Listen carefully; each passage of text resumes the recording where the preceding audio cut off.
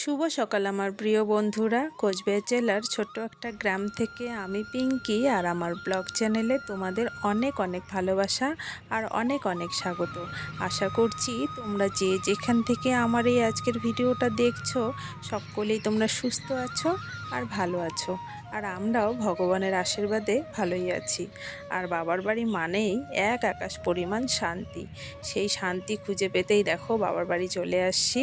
ঘুম থেকে উঠে দেখি ৮টা বাজে আর মার কাজকর্ম সমস্ত শেষ, সব তো হয়নি, পূজা দেওয়া কমপ্লিট। তা দেখো আসলে পরে মার মুখে শুনি এটা হয়েছে সেটা হয়েছে, তাই ঘুরে ফিরে সব কিছু দেখছি মা কি কি করেছে আর কি কি ফল হয়েছে। তাই দেখো ব্রাশ করছি আর চতুর্দিকে ঘুরছি। আম হয়েছে, কারকোল হয়েছে, পেঁপে হয়েছে, কত লঙ্কা হয়েছে, তাই ঘুরে ঘুরে দেখছিলাম। আর এখন ব্রাশ করে মুখটা ধোয়া হয়ে গেছে, তাতেই বাবা বলছে দেখ তো কালকে ছাগলটা স্কুটিতে রেখেছিস কি অবস্থা করেছে। ওমা সত্যি গিয়ে দেখি সিটে পায়খানা করেছে, কি অবস্থা করেছে। কালকে রাত্রেবেলাই বর আসছিল, মানে রাত্রে খেতে আসে, তো খাওয়া দাওয়া করে ছাগলটাকে নিয়ে চলে গেছে। কারণ আমাদের বাড়ির যে কুকুরটা, এই কুকুরটার ভয়ে ছাগল কিছুতেই থাকতে পারছিল না, তাই ওর হাতে দিয়েছি রাত্রে। ঘুম হয়ে গেছে? মানে কি বলে দাও গুড মর্নিং মামা বলো। বলো আসবো মা, আসবো না, ওঠো, আসো। বমি কেন পাচ্ছে? হ্যাঁ, আর ওই প্যান্টটা খুলে এই প্যান্টটা পর। তোকে পরশুদিন কখন হাঁচুর দিছে রে?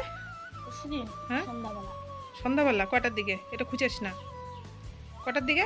দিনে যখন আমি ছিলাম। তা তুই তো আমাকে বলিস নেই। হ্যাঁ বলিস নেই কেন? এত বড় একটা হাঁচুর দিছে আমাকে বলিস নেই কেন? রক্ত বের হয়নি? রক্ত বের হয়নি? হাঁচুর দিছে তখন ব্যথা করে নেই? এটা তো করছে কমে নাকি লাল হয়ে দাগ আসতেই এত দাগ প্রতি আর দেখা আজকে বাড়ি যাব, আজকে বাড়ি গিয়ে যদি বিড়াল ধরছিস তারপরে দেখিস তোকে আমি কি করি। বিড়াল ধরছে না, মুই যা বিড়াল ব্যাগ ধরে সব নিয়ে চলে যায়। একটা বিড়াল রাখতে দেখো বন্ধুরা, পরশু দিনের সন্ধ্যাবেলার ঘটনা। বিড়ালটা হাঁচুর দিয়েছে পায়ে অনেকটা, মানে কালকে পর্যন্ত লাল ছিল। তো পরশু দিন তো আমাকে বলেই নেই, কালকে বাবার বাড়ি এসে দেখি এই অবস্থা। তো বাবা তো রাত্রে থেকে মানে ক্যাচ ক্যাচ করতেছিল যে হ্যাঁ তুই বিড়াল পুষিস, বাচ্চার কি হয় না হয় দেখিস না। তো আমাকে যদি ও না দেখায়, এখন তো বড় হয়ে গেছে না, ও যদি আমাকে না দেখায় আমি কি করে জানবো বলো তো? তো কালকে রাত্রেবেলায় আমার বরকে ফোন করছিল আমার বাবা যে ইঞ্জেকশন দিয়ে নিয়ে যাওয়ার জন্য।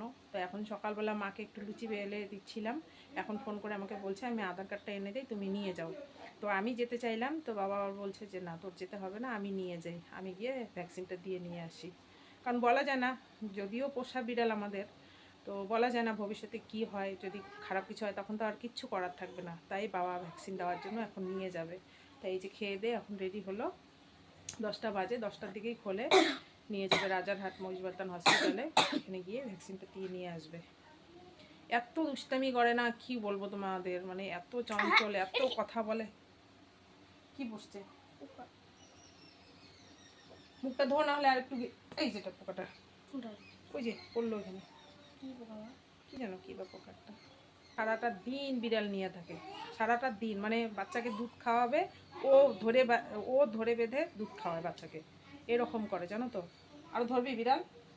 দাদু কিন্তু বললো ফেলে দিয়ে আসবে, নিয়ে গিয়ে ফেলে তো দেবে না, কোথাও নিয়ে গিয়ে রাখবে। কি করবি? বিড়াল সরাবে না তুই বিড়াল হাত দেওয়া বন্ধ করবি? মনে থাকবে? আজকে যেন গিয়ে না দেখি, নাহলে কিন্তু আমি ফেলে দেবো। হাঁচুরের জায়গাটা কালকে প্রচুর লাল ছিল চারিদিকে, তো আজকে অনেকটা দেখি কম। আর ছেলেটা মানে কি বলবো, এত দুষ্টু এত দুষ্টু, এত কিছু করে, আমাকে বলে না কখন কি হয়। তো ওরা যাবে এখন, তা ছেলেকে খাইয়ে দিয়ে রেডি করে দিলাম, বাবা নিয়ে যাবে। আর এদিকে লুচি হয়ে গেছে দেখো, ঠান্ডাই প্রায় হচ্ছে, তা সবাই খাওয়া দাওয়া করে নিচ্ছি। তো ওইদিকে মা রান্নার আয়োজনও করছে, তো ভাবছিলাম যে ওরা গেলে পরে মাকে একটু হেল্প করব, কারণ কালকে এসে তো কিছুই করি নেই, তাই আজকে একটু কাজ করে দেবো। একেবারে তো বসে খাওয়া যায় না, না নিজেরই খারাপ লাগে, যতই হোক মা বলে কথা। তো ওরা এখন যাচ্ছে, তাড়াতাড়ি চলে আসবে, হয়ে যাবে তাড়াতাড়ি। তো দেখি মাকে এখন সবজি টবজিগুলো কেটে দেব। তা আমিও বসলাম ডাঁটা কাটতে, বাবা কতগুলো চিকন চিকন ডাঁটা নিয়ে আসছে সেগুলো কাটতে বসেছি। আর আজকে শনিবার নিরামিষ, তাই মা এদিকে আলু পটলগুলো কাটছে। তো সবজি কাটতে কাটতে ওরাও চলে আসছে, দেখো এই যে আজকে হলো আর 27 তারিখে হবে। তো 27 তারিখ তো চলে গেছে, এই ভিডিওটা আমি পরেই দিচ্ছি, তো কাগজটা নিতে হবে মনে থাকবে না, তাই দেখো ব্যাগে ঢুকিয়ে দিচ্ছি দিদা। ব্যথা লাগছে? হুম, ভয় লাগে নেই? আবার আছে সামনের মাসে একটা সেন্টারে ইঞ্জেকশন 10 বছরের।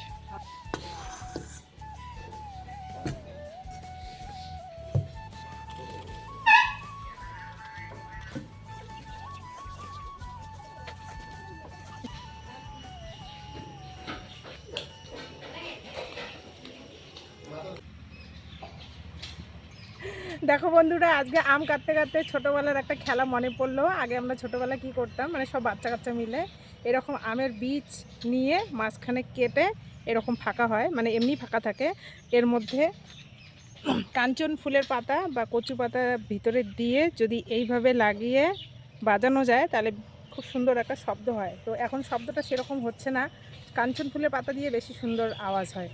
তো কচু পাতা দিয়েই ট্রাই করলাম, দেখলাম যে দেখি ছোটোবেলার মতন হয় কি না।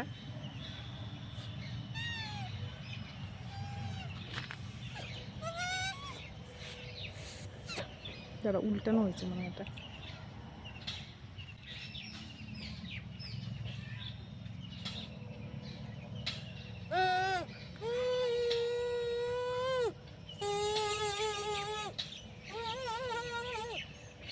কচু পাতা দিয়ে ভালো হচ্ছে না, যদিও কাঞ্চন ফুলের পাতা দিয়ে বেশি ভালো হয়। তো কাঞ্চন ফুলের গাছ নেই এখানে, তাই তোমাদের দেখাতে পারলাম না, তো কচু পাতা দিয়েই করে দেখাইলাম। পরে মুখ চুলকাবে, চলো ফেলে দেই, গিয়ে এখন গাছ থেকে লঙ্কা নিয়ে আসি, আম মাখা খাবো আর কি।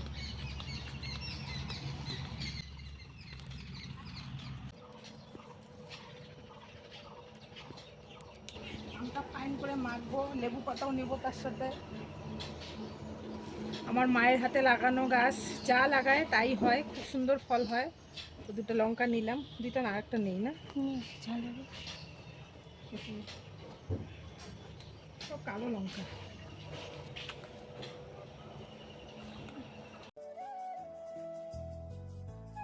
তো দুটো লেবু পাতা নিয়ে নেই, তো কত লেবু।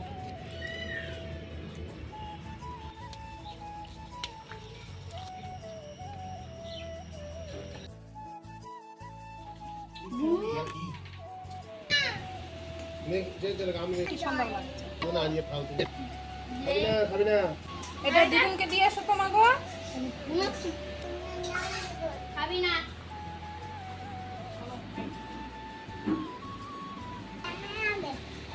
আলুতে ভালো নেই?